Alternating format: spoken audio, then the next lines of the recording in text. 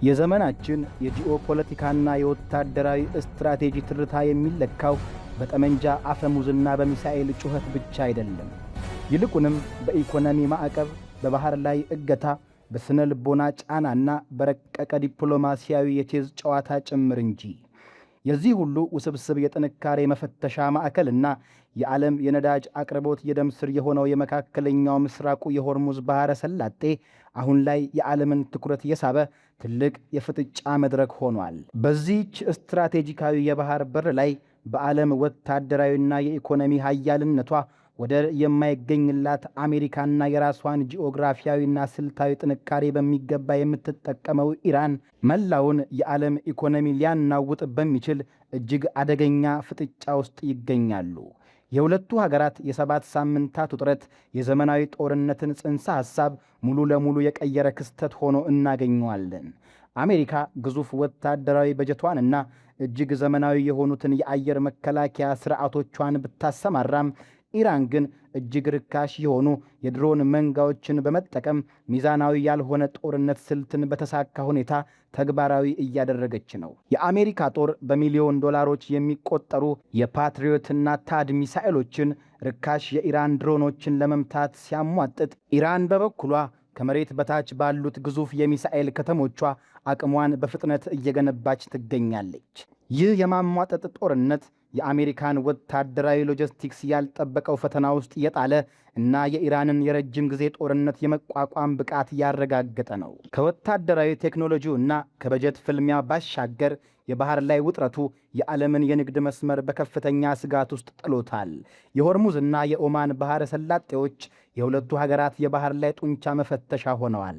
አሜሪካ የኢራንን ኢኮኖሚ ለማዳከምና ማዕቀቧን ለማስከበር በማሰብ የነዳጅ መርከቦችን ስታግት፣ ኢራንም በአጸፋው ግዙፍ የዓለም አቀፍ የንግድ መርከቦችን በቁጥጥር ስር በማዋል ለማዕቀቡ በቀላሉ አልንበረከክም የሚል ጠንካራ ተግባራዊ መልእክት እያስተላለፈች ነው።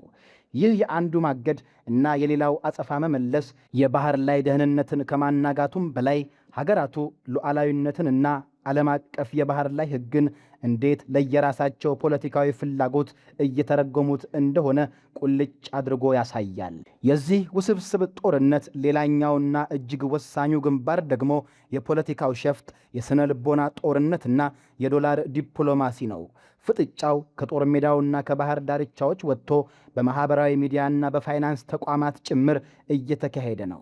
የአሜሪካው ፕሬዝዳንት ዶናልድ ትራምፕ በኢራን የሞት ፍርድ የተፈረደባቸውን ሴቶች ጉዳይ በማንሳት የሞራል ልዕልናን ለማግኘት የሚሞክሩት የሥነ ልቦና ዘመቻ፣ እንዲሁም አሜሪካ በኢራቅ በኩል ኢራን ልታገኝ የነበረውን ግማሽ ቢሊዮን ዶላር እገዳ ማስቀረቷ የዚህ ስልት አካል ናቸው። ይህ የፋይናንስና የዲፕሎማሲ ጫና አሜሪካ ያላትን የፋይናንስ ጡንቻ ተጠቅማ የኢራንን የውስጥ ፖለቲካና ኢኮኖሚ ለማነቅ የምታደርገውን ከፍተኛ ጥረት ያንጸባርቃል። ይህ ትንታኔ የችግሩን ክልላዊና ዓለም አቀፋዊ ስፋት አጉልቶ ያሳያል። የኢራን ወታደራዊና የፖለቲካ አቅም በወሰኗ ውስጥ ብቻ የተገደበ አይደለም። አሜሪካ እገዳዋን የማታነሳ ከሆነ ኢራን በሳውዲ አረቢያና በተባበሩት አረብ ኤምሬትስ አማራጭ የነዳጅ ማስተላለፊያ መስመሮች ላይ ያነጣጠረ ዛቻ ማቅረቧ፣ እንዲሁም ሄዝቦላህ በሊባኖስ በኩል በእስራኤል ላይ የከፈተው ጥቃት ፍጥጫው ጥልቅ የቀጠና ስትራቴጂካዊ ትስስር እንዳለው ያረጋግጣል። ይህ ቮይስ ኦፍ ኢትዮጵያ ዓለም አቀፍ ትንታኔ ነው። የዓለምን ፖለቲካ በሰፊው የምንዳስስበት መድረክ። ለቻናላችን አዲስ የሆናችሁ ሰብስክራይብ በማድረግ አብራችሁን ቆዩ።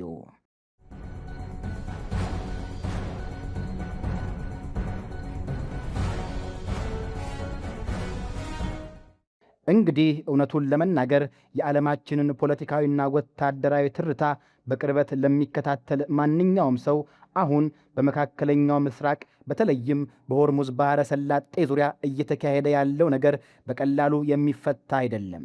እንደሚታወቀው ጦርነት ሁልጊዜም በጠመንጃና በሚሳኤል ብቻ አይካሄድም። አንዳንዴ በዲፕሎማሲ፣ አንዳንዴ በስነ ልቦና፣ አንዳንዴ ደግሞ በኢኮኖሚ ማዕቀብና በመርከቦች እገታ የሚደረግ የቼዝ ጨዋታ ነው።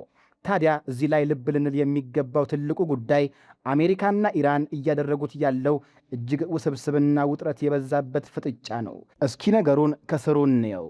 ልክ እዛው የጦርነቱ ማዕከል ላይ እንዳለን ሆነን እናስበው። የሆርሙዝ ባህረ ሰላጤ የዓለም የነዳጅ አቅርቦት የደም ስር ነው። በዚህች ጠባብ የውሃ በር ላይ የሚፈጠር ማንኛውም የትንፋሽ መቆራረጥ መላውን የዓለም ኢኮኖሚ ሊያስል ነው የሚችለው። ከቅርብ ጊዜ ወዲህ ደግሞ ይህች የውሃ አካል የሁለቱ ሀያላን ሀገራት ጡንቻ መፈተሻ ሆናለች። አሜሪካ በኢራን ወደቦች ላይ ጥብቅ የባህር ላይ እገዳ ጥላለች። ዓላማዋም የኢራንን የነዳጅ ንግድ በማፈን ቴሄራንን ወደ ድርድር ጠረጴዛ ማምጣት ነው። ነገር ግን አይገርምም፣ ኢራን በዚህ እገዳ በቀላሉ የምትንበረከክ አልሆነችም። ይልቁንም የራሷን የመከላከል አቅምና ስልታዊ ብልሃት ተጠቅማ አሜሪካንን ያልጠበቀችው አጣብቂኝ ውስጥ አስገብታታለች። እስኪ የኢራንን ወታደራዊ አቅምና ስልት ከዚህ የ7 ሳምንታት ጦርነት አንጻር እንመልከተው። አሜሪካ በዓለም ላይ ወደር የማይገኝለት ወታደራዊ በጀትና የቴክኖሎጂ የበላይነት ያላት ሀገር መሆኗ ግልጽ ነው። ነገር ግን በእነዚህ 7 ሳምንታት ውስጥ የተከሰተው ነገር የዘመናዊ ጦርነትን ጽንሰ ሐሳብ የቀየረ ነው። ኢራን እጅግ በጣም ርካሽ የሆኑ የድሮን መንጋዎችን በመጠቀም የአሜሪካንን እጅግ ውድና ውስብስብ የአየር መከላከያ ስርዓትን ማርገብገብ ችላለች። አስቡት እንግዲህ የአሜሪካ ጦር ከ45 በመቶ በላይ የሚሆነውን የፕሪሲዝን ስትራይክ ሚሳኤል ክምችቱን እንዲሁም ግማሽ ያህሉን የፓትሪዮትና የታድ አየር መከላከያ ሚሳኤሎችን በእነዚህ ጥቂት ሳምንታት ውስጥ ብቻ ተኩሶ ጨርሷል። ይህ ማለት ምን ማለት ነው? የአሜሪካ ጦር አንድን ርካሽ የኢራን ድሮን ለመምታት በሚሊዮን ዶላር የሚቆጠር ሚሳኤሎችን ለመጠቀም ተገዷል ማለት ነው። ይህ የኢራን ስልት በወታደራዊ ሳይንስ የማሟጠጥ ጦርነት የሚባለውን በአግባቡ እንደተገበረችው ያሳያል። በዚህ ላይ ደግሞ የጦር መሳሪያ ምርት ፍጥነት ጉዳይ አለ። አሜሪካ ያሟጠጠችውን ይህንን ቁልፍ የሚሳኤል ክምችት መልሳ ለመገንባት ከ3 እስከ 5 ዓመታት ሊፈጅባት እንደሚችል ወታደራዊ ተንታኞች ይናገራሉ። በሌላ በኩል ደግሞ የኢራን አብዮታዊ ዘብ IRGC የኤሮስፔስ አዛዥ የሆኑት ጀነራል ሰይድ መጂድ ሙሳቪ እንደገለጹት ኢራን በተኩስ አቁም ስምምነቱ ጊዜ ውስጥም ቢሆን ከመቼውም ጊዜ በበለጠ ፍጥነት የሚሳኤልና የድሮን ማስወንጨፊያዎቿን እያዘመነችና እያስታጠቀች ትገኛለች። ይህ የኢራን ከመሬት በታች የተገነባ ሰፊ የሚሳኤልና የማምረት አቅም ሀገሪቱ ለረጅም ጊዜ የሚቆይ ጦርነትን የመቋቋም ብሎም የመልሶ ማጥቃት አቅሟን በከፍተኛ ደረጃ እንዳሳደገችው ቁልጭ አድርጎ የሚያሳይ ነው። ታዲያ ይህ ውጥረት በባህር ላይ ሲተረጎም ምን ይመስላል? እውነት ለመናገር በባህር ላይ እየታየ ያለው ትዕይንት ልክ እንደ ሆሊውድ ፊልም አስገራሚ ነው። ኢራን MSC ፍራንሴሳና ኢፓሚኖዳስ የተባሉ 2 ግዙፍ የንግድ መርከቦችን በሆርሙዝ ባህረ ሰላጤ አቅራቢያ በቁጥጥር ስር አውላለች። ምክንያቷ ደግሞ መርከቦቹ የባህር ላይ ሕግጋትን ጥሰው የማንነት መለያ ስርዓትን አጥፍተው እንዲሁም ያለበቂ ፈቃድ ተንቀሳቅሰዋል የሚል ነው። ከዚህም አልፎ አንደኛው የግሪክ መርከብ ለማምለጥ ሲሞክር የኢራን ፈጣን ጀልባዎች ተኩስ ከፍተው የመርከቡን ብሪጅ ወይም የአብራሪ ክፍል አውድመውታል። እነዚህ መርከቦች አሁን የት እንዳሉ አይታወቅም። አሜሪካን በበኩሏ ይህንን ድርጊት የታጠቀ የባህር ላይ ወንበዴነት ስትል አውግዛዋለች።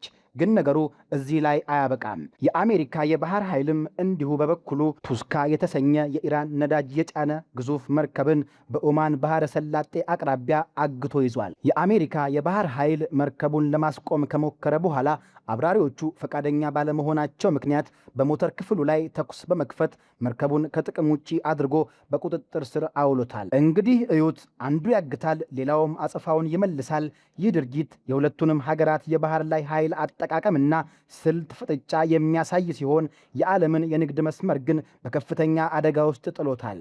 አሜሪካ ይህንን የምታደርገው የኢራንን ኢኮኖሚ ለማዳከምና ማዕቀቡን ለማስከበር እንደሆነ ትገልጻለች።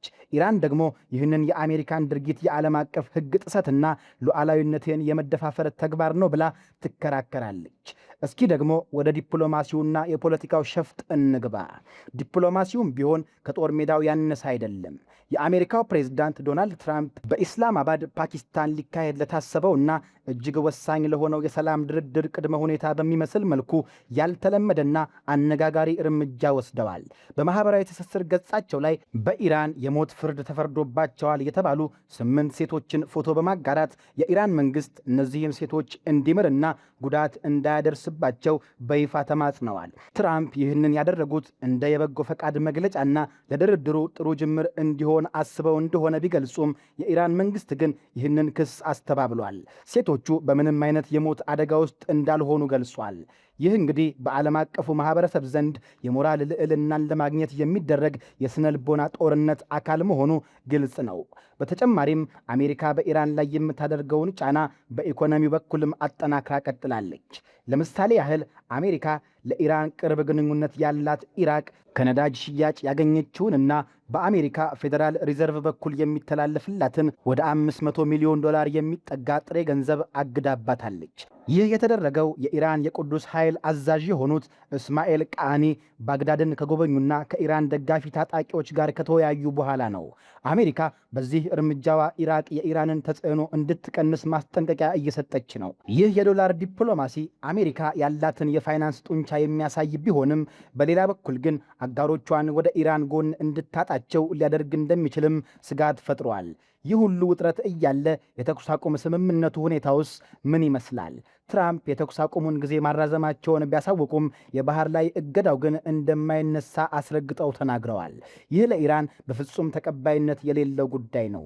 የኢራን ከፍተኛ ተደራዳሪዎችና የጦር መኮንኖች በግልጽ እንዳስቀመጡት የተሸነፈ ወገን ቅድመ ሁኔታ ሊያስቀምጥ አይችልም።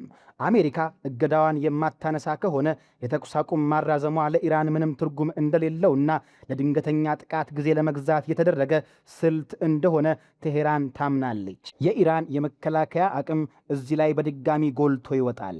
ኢራን አሜሪካ ይህንን እገዳ የማታነሳ ከሆነ ቀጣዩ ኢላማዋ በሳውዲ አረቢያ የሚገኘው የያንቡ የነዳጅ ማስተላለፊያ ቧንቧ እንዲሁም የተባበሩት አረብ ኤምሬትስ የፋይጃራ የነዳጅ ማከማቻና የባቡኤል ማንደብ ስትሬት እንደሚሆን በተዘዋዋሪ አሳውቃለች። ይህ ማለት የኢራን ሚሳኤሎች የሆርሙዝን ባህረ ሰላጤ ለማቋረጥ የሚሞክሩ መርከቦችን ብቻ ሳይሆን አሜሪካና አጋሮቿ የሆርሙዝን መዘጋት ለማካካስ የሚጠቀሙባቸውን ሌሎች አማራጭ የነዳጅ ማስተላለፊያ መንገዶችንም የማውደም አቅም አላቸው ማለት ነው።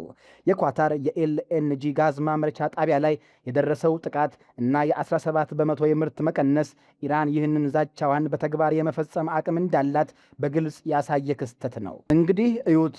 ይህ ጦርነት የአንድ ለአንድ ፍልሚያ አይደለም። የቻይና መንግስት ሳይቀር በዚህ ጉዳይ ላይ ጣልቃ ለመግባት የተገደደው ለዚህ ነው። የዓለም የነዳጅ ገበያ ሲናወጥ የቻይና ፋብሪካዎችም አብረው ይናወጣሉ።